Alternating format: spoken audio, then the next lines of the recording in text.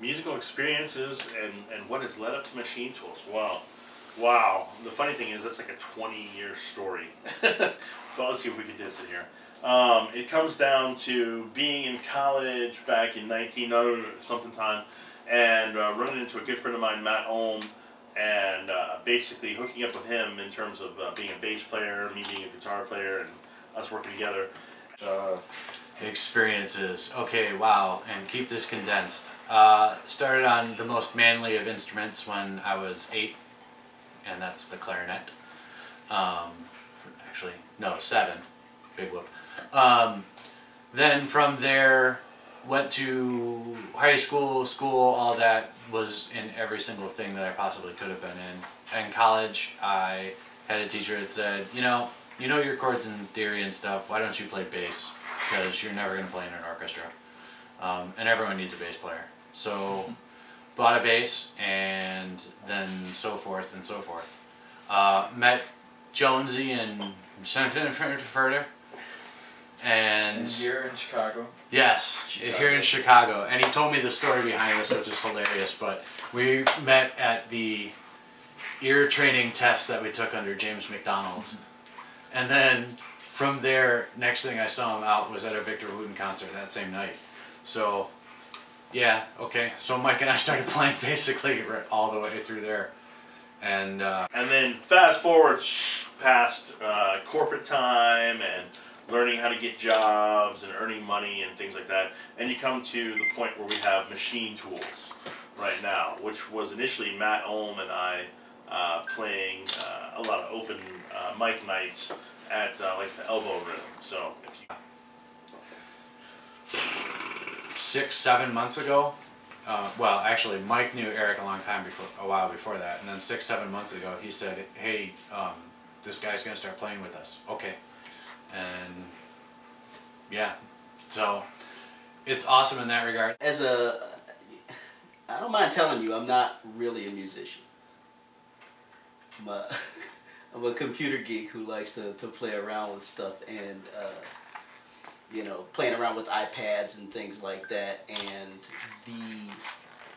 I'm trying to do with software and on the cheap what the other guys are doing with hardware and spending a whole lot of money doing.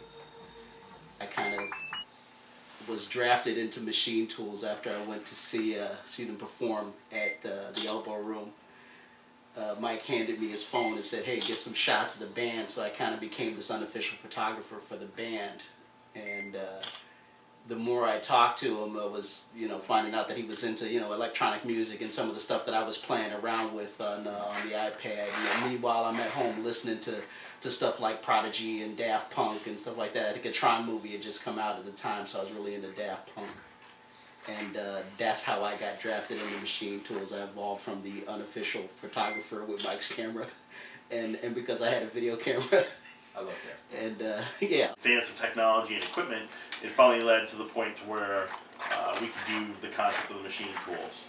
And from there, Matt and I expanded and conscripted our good friend Eric Green to join us when we found some gaps in what we were working on.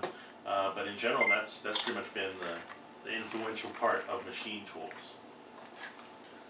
We each have a distinct thing, because Eric is definitely thinking about a lot of things that Mike and I thought about, but didn't really think about it to that level. So that's working out, and plus Eric's definitely turning out to be that third hand that I've needed sometimes when playing live. I started showing Mike, say some of my beats, and I think we can work together on some of this stuff. Because he's got some actual musical skill, and he can tell me a little bit about music theory, and while me, I'm just doing it by ear, and I know what I like to hear. So I've been doing that for about a year, and but it's been working out pretty well, because I'll get an inspiration on the train and play it into some app on my phone, and then take it home and make a file out of it, send it over to Mike, and then he'll work it up into something else. Something that works pretty well on stage.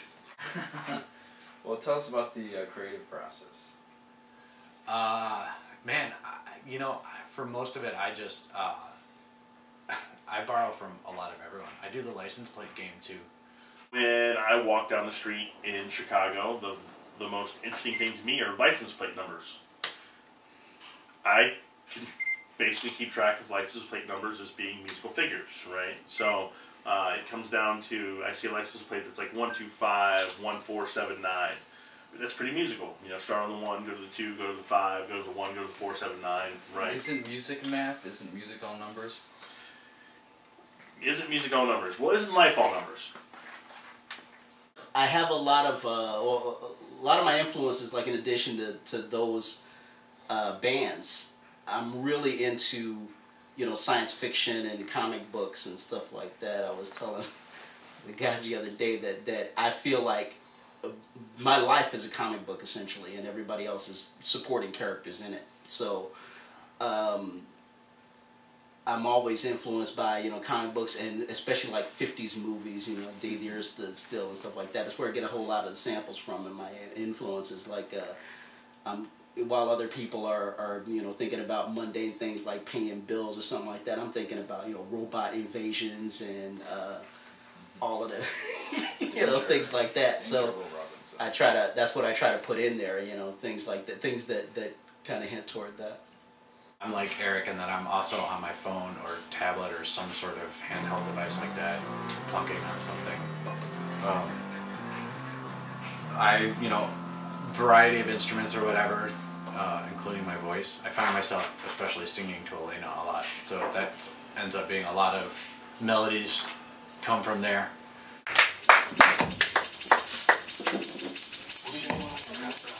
This one's called Growling.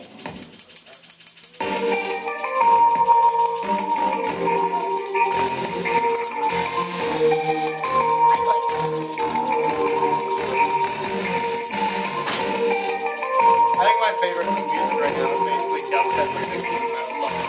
So I'm cool with the guitar electronic music combination.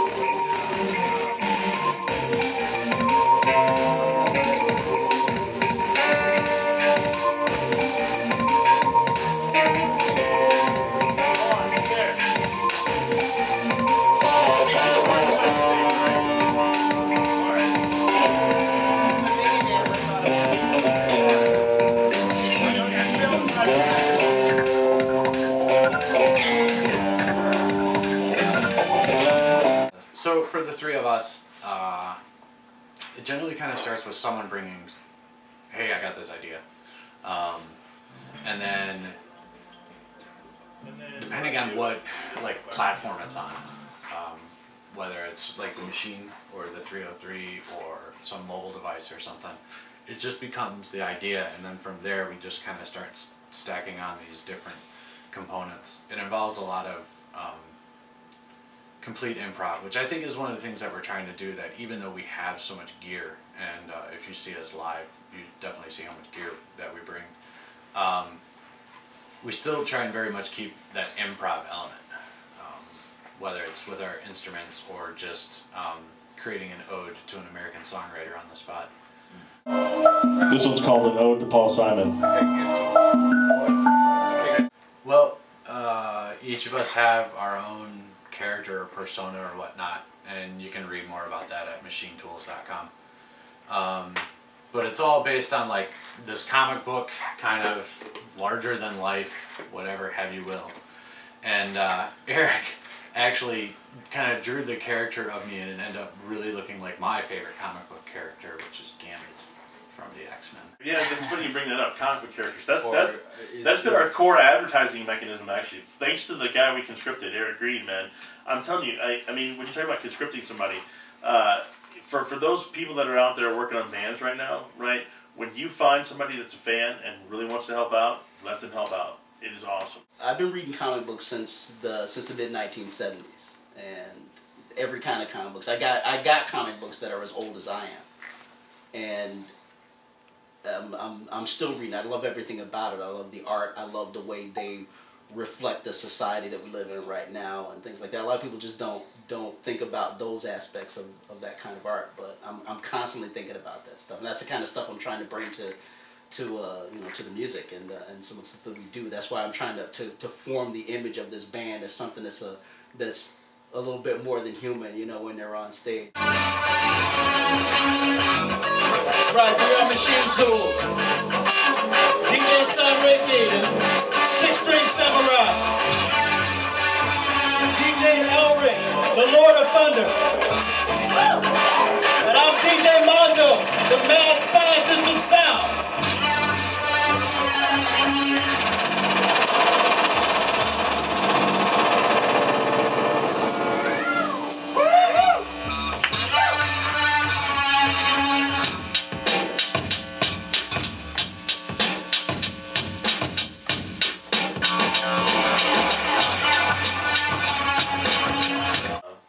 There's personas that we bring to the stage, right? You know, it's about coming out, connecting with the fans, making sure they have a good time. There's music they can dance to, and then at the same time, everybody has a good time. Right on.